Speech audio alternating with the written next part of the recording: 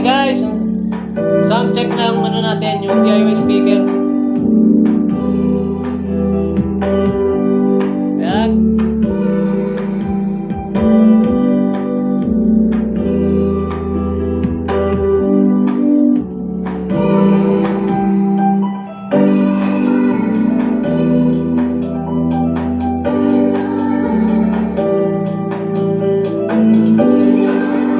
Ayan guys.